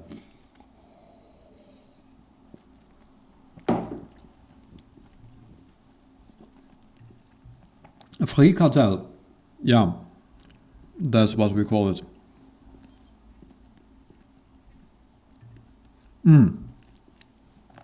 Finnish coffee culture, in short, we consume everything.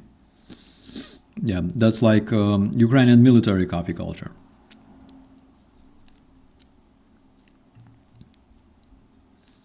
Yo, Larry. Good day. Good day to you, my friend. Braun Kartoffeln. Ja, genau. Yesterday we went to the same gas station where I got stuck. This time I left my car running while I was inside. I bought a bunch of bacon, a bunch of bratwurst, and noodles and chocolate. It was nice. I need to loot my fridge. You do that, my friend. It's always a good idea. Always a good time to raid a fridge. Get that looked at as soon. I will. As soon as I can.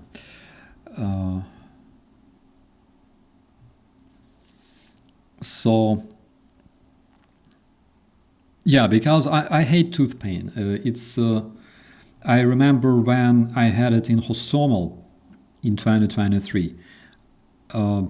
That was unbearable.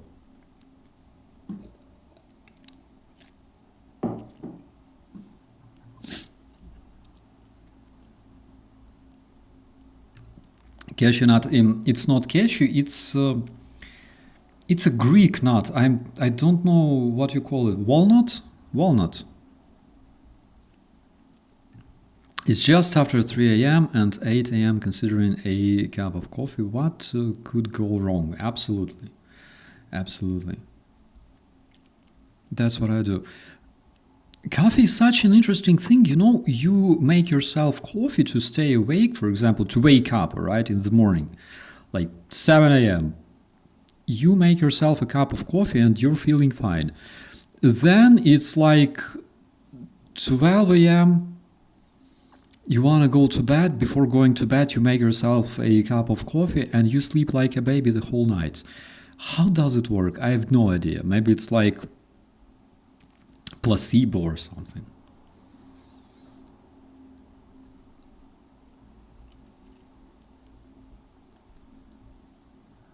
It never gets better by itself. I know it never does, but we all secretly hope that it gets better by itself eventually.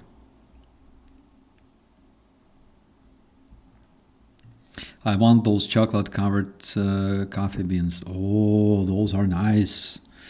Yeah. Heavy tolerance, 100%. I don't know how it works. Coffee is a drug. Once the body is used to it, it needs it. Yeah, definitely. And it's so bad. It's worse than sugar addiction, actually. Make a cup in the morning and poop like a king. Yeah, absolutely. Andreas, hey, so good to see you here. I love the Spanish bacon. Yeah. Spanish bacon and especially Spanish. Guys, please remind me what you call it, like prosciutto. Like, when you have this big smoked leg of meat and you just, slice the pieces of it. What is it called? It's not bacon, but something like bacon, One time I decided to make a birthday gift for one of my friends, and we were thinking about it with my lady, and she's like, what do we buy him for birthday? And I'm like, buy a leg, literally. Like, imagine that is the best present for a man, I think. If you have a body, buy him a smoked leg, all right? Like serrano, jamon, yes, thank you so much. Jamon, serrano, yeah, that stuff. Literally buy a leg. Imagine the present, like you go to the birthday party and give this dude like a huge fucking leg with like this, gift wrap, or just like a bow. All right. That would be impressive. If I received a leg for my birthday, I would literally just walk with it, you know, like holding it like under my arm the whole day, just biting time to time.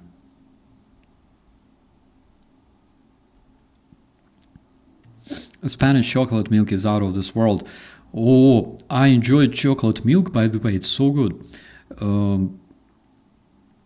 And one thing I'm still not evolved to is I'm not evolved to understand the black chocolate, the bitter chocolate, because maybe like I'm still a baby, but I enjoy the milk chocolate so much. You can literally buy me like a bunch of you know, those Kinder chocolates. I will be fucking happy. I just love it. Claire here. I had to do some other stuff and came back, and you're still talking food. Nothing changes, you know. My channel will never change. While you think about your stomach, don't forget your Rubizh guys. Yes, and speaking of my Rubizh guys, my friends, I want to make a tiny pause and make just a tiny reminder for you, all right? Everyone, we are fighters of the Rubizh Brigade of the National Guard of Ukraine. We are currently located in Pokrovsk direction, and we are holding the enemy's advance in Donetsk region. Right now, we urgently need a pickup truck for transporting food, water, ammunition, and personnel. We appeal to the Cars for Ukraine for purchasing, preparing, and delivering the vehicle, but also to the operator Starsky community to support in raising the necessary funds. Thank you for your help. Slava Ukraini! Героям слава! Those are my guys, those are our recon. And actually, I wanted to show you something really, really cool. If you give me just a tiny second, there it is. No, there it is. There it is. I wanted to show you something extremely cool and extremely important. Not green borscht, but okay. So here we have our fundraiser page, right? Car for Ukraine, and here we have our fundraiser. 31 donations made so far, and 3,800 euro collected out of 11,000. So we are almost there, my friends. And also, what I wanted to show, where is? Just a second, let me show it to you. Yeah, here it is, the donor wall. So we have all the donors right here. These people are legendary, absolutely. These guys on this wall, you can see all those who donated so far. That's not me, that's from Mark. He donated on my PayPal accidentally, and I forwarded to my guys.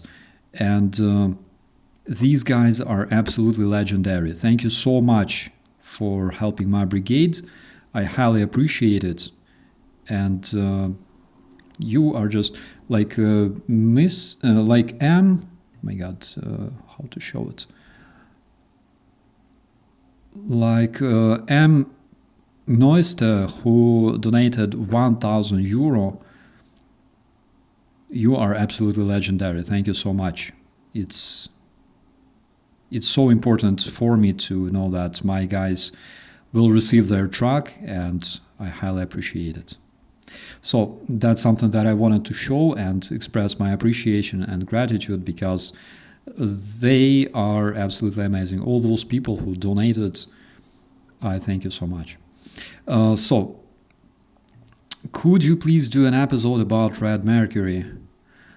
I can, but please remind the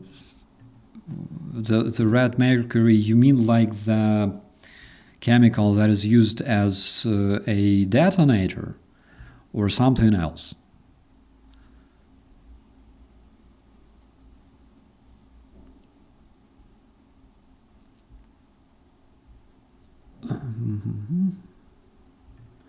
Glory to Ukraine, free all Ukrainian defenders, return all Ukrainian children. Yes, all Ukraine is Ukraine, 100%. And this is something that we should keep in mind, you know, whenever... yeah, Claire, absolutely, 100%. Whenever people, or let's just call them individuals, whenever they say that Russia is just a country that was misunderstood, that's something that is very hard to understand about Russia. For example, dancing on the bones, all right, or kidnapping Ukrainian children and forcefully taking them to the Russian territory and then forcefully fucking adopting them. That's something that I will never understand about Russia. So Russia is highly, highly misunderstood for all the fuckery they do. As far as I know, there were a myth in the Soviet Union about that. I just want to know about it. I will check out that myth. I will remind myself. Maybe I heard about this one, but I know that generally red mercury is literally used as a detonator, all right, or something like detonator.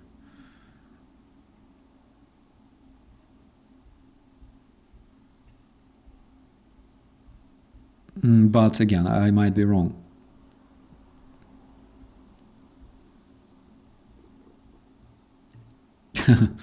Poor Mother Earth, ruled by the whale in the White House, the gremlin in the Kremlin, and the Cheshire cat in China.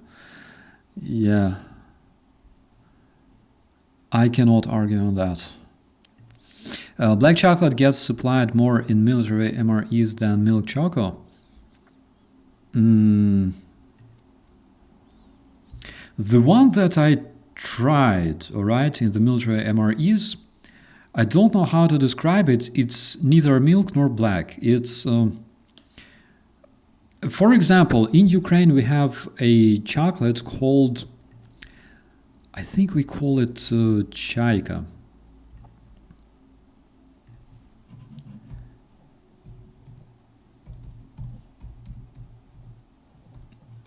There it is. That is neither milk nor black chocolate. And that one is very popular, by the way. In Ukraine, that is literally like Ukrainian classical chocolate. So if you want to have some like real classic Ukrainian chocolate, you can buy Chaika in Ukraine. So it's not as bitter as classic black chocolate and not as Milky Way-ish, Kinder Chocolate-ish milk chocolate, okay? It's something in between. But it's very, very good. It's actually one of my favorites in Ukraine. So if you have opportunity, find it. And if you have like a Roshan store somewhere in your country, and I'm pretty sure that you do, or you have some kind of Eastern European grocery store, find this one and buy this one. It's highly recommended. You will love it. It's one of my favorites, even though I'm not a big fan of anything else but milk chocolate. Black chocolate, meaning dark chocolate. I think this is what we call it in Ukraine, черный шоколад.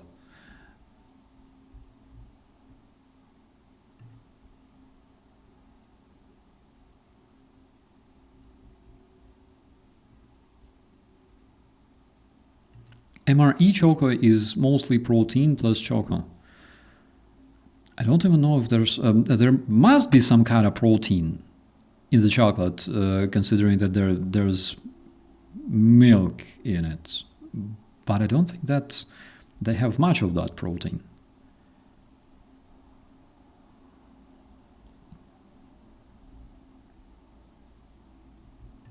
in between, is semi-sweet to bittersweet in the US. Yeah, one thing that I completely don't understand about chocolate is like, the light chocolate. I don't know, I just cannot stand it. It doesn't even taste like chocolate, actually.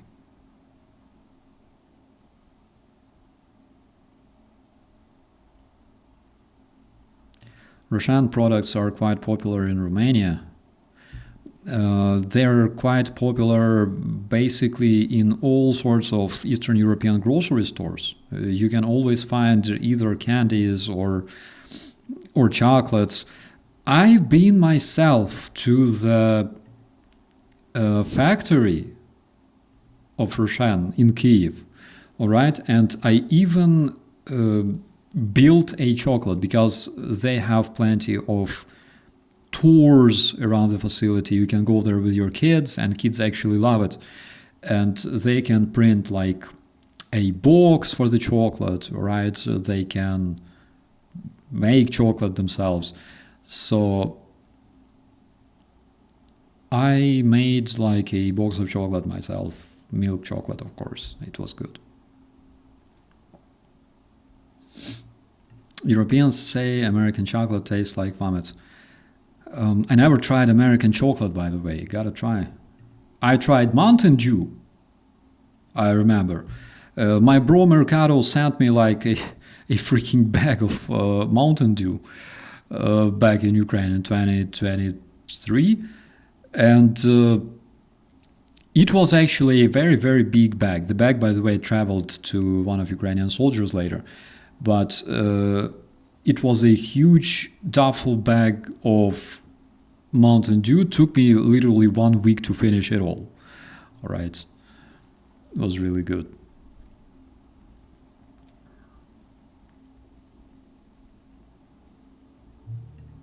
Mountain Dew is way better than our chocolate. Well, I will trust your word. Starsky and the Chocolate Factory. Yeah, let me see if I still have pictures of that. I might have. I hope I do. Starsky and the Chocolate Family. Oh my god. Which year was that? Jesus Christ. Like 2021? Summer? Spring? I don't remember. Oh my god, I look literally so fat on all my pictures from that era, you know? I have no idea. Was it 2020? I remember you probably forgot about this thing, but this thing actually happened back in those days. It was called COVID. All right. And I literally remind myself that we even had it back in those days, looking at old pictures. That's insane. No, unfortunately, I cannot find those pics. But yeah, you can trust my word, like Peskov, you know? Just trust my word. It's true. It actually happened.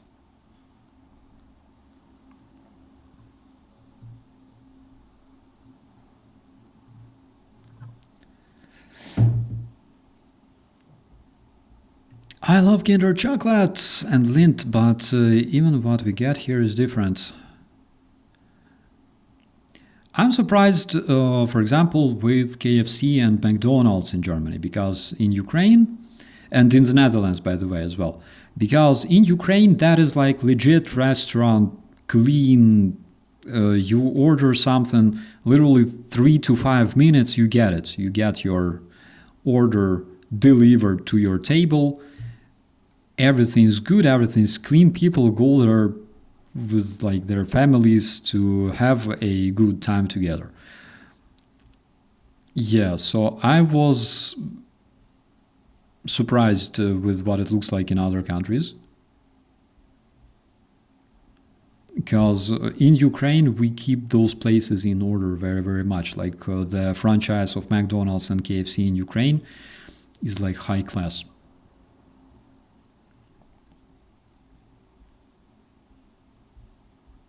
I once worked in a chocolate factory for about 1 year. Oh my god. What did you do there? Is it true that sometimes they pay you salary with chocolate? Because I would work there if that was true.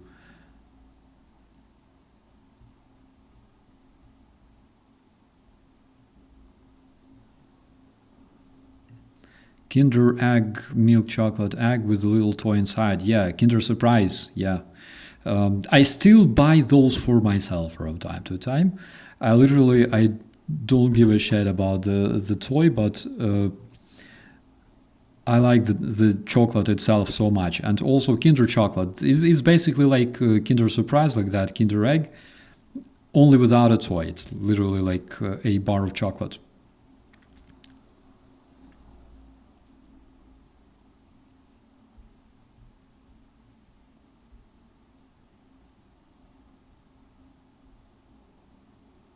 We could take whole boxes for $5. Oh my god. That's insane.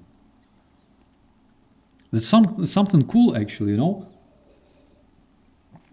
Being able to work, for example, at a Coca-Cola factory, all right, and like drinking Coca-Cola every day, or a beer factory. Yeah, or for example, chewing gum factory, where you can just, you know, like grab a handful of chewing gum and just chew it all day long. That's so cool.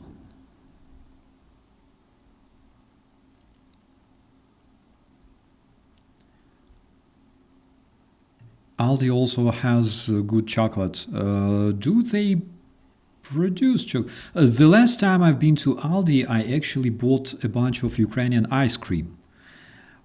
Seriously, like huge box of Ukrainian ice cream, the one that I ate like for several months straight. And also one thing that I noticed, for example, in German stores is that besides Ukrainian buckwheat and several other Ukrainian products, you can often find, for example, Ukrainian cake, Kievsky tort. That is, again, very much traditional for Ukraine. You can find it in different German stores. You can definitely find it in Aldi and Kaufland. And it kind of tastes like the legit one, all right? Kind of does. I'm not a big fan of that myself, but it kind of does. I remember 2008 or 2009, we had a lunch break. Back then I worked in the World Bank group with my friends. So we go outside to grab a snack and we go to like a supermarket. And in the supermarket, we stand in a queue behind a woman, behind a Russian woman, judging from her accent, she was from Moscow. And she wanted to buy something from Kiev, all right? Something from Kiev to her, like whatever, relatives. Nobody was like shooting her for speaking Russian language, everything like, you know, was fine.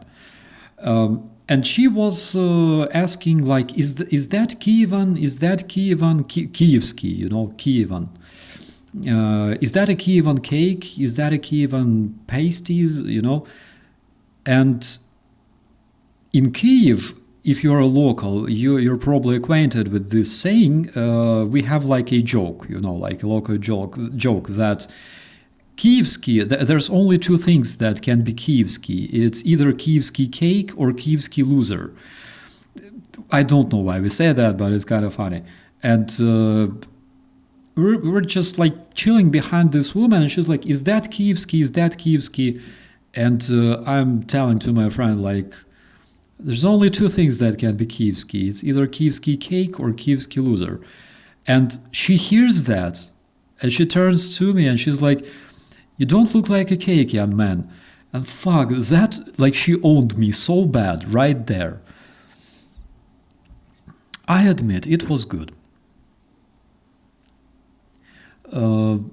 Past lunchtime and I'm not hungry yet. So I still have my Iranian sweets right there. If you can read it, please do, because I can, of course, ask my lady to read for me. They're kind of nice. So I spoiled my my appetite just a bit with the sweets here. And also, we'll probably go and have something, maybe sushi. Yeah, it was a good one, I admit. That one was just perfect, all right? Just what I needed back then. So we will most probably go and get some sushi, because I still have this naive hope that Kaufland is still open and they have fresh sushi. I really hope so. I will be crying if it's not true. But I need to go anyways because I need to buy a battery for my car. Because it sucks. Every time I go like 5 minutes away to some grocery store or whatever, every time I go there and then go back, I also have to spend like 20 minutes just circling around my neighborhood to make sure that my old dying battery is charged and I will be able to start my car next time. Am I cooking for us today? So I will, but not today. I will definitely have an episode. I will show you how to cook some of Ukrainian cuisine. And I think I will be like one of the few Ukrainian YouTubers that will actually do that, all right? So I promise we will have something. I will actually show you how to cook proper Ukrainian borscht, all right? Because I'm not an expert. I tried only once and it was good. And my lady also ate it and she was like, oh my God, it's so perfect, all right? So Ukrainian. So I will cook it for you, my friends, and I will show you how to do that. And we'll also have a chat because I miss those videos, like those live streams, you know, where like you can see your favorite, I don't know, Baba Halia somewhere, you know, in the village, like cooking stuff, cooking sirniki and explaining the secrets, all right, the secrets of this ancient Ukrainian kung fu, how to properly prepare them. So yeah, recipe 100%, I will give it to you. I have to translate it from Ukrainian because my mom sent me like this long recipe of borscht, how to prepare it properly, which I didn't follow though, but I still managed to cook it. Maybe it's just because, you know, my natural Ukrainian thing. She ate it and didn't get sick. No, not at all. And frankly, I also ate it with big pleasure, even though I am not a fan of borscht at all. You know, I was overfed with soups when I was a kid, and I don't eat anything wet at all. But this one was good. So I love stinky goat cheese. Yeah, I love stinky goat milk. Since I was a kid, we had a goat, and they would bring the goats to the pasture where we had wormwood, all right, and the goats would eat wormwood, and then they would give like this very, very bitter milk, and it was just so nice, so tasty. Oh my God, I think about it and I start drooling like a dog.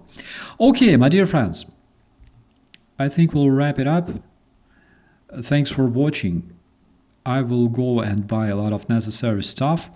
And also, please don't forget to check out that link in the description, the track for my guys, for the Rubizh Brigade. I will highly appreciate it. As always, big thanks to the moderators, big thanks to everyone, to all the family there in the chat on the other side of the screen. Always a pleasure to see you, my friends. Be safe, treat yourself with something tasty, and see you next time. Bye-bye.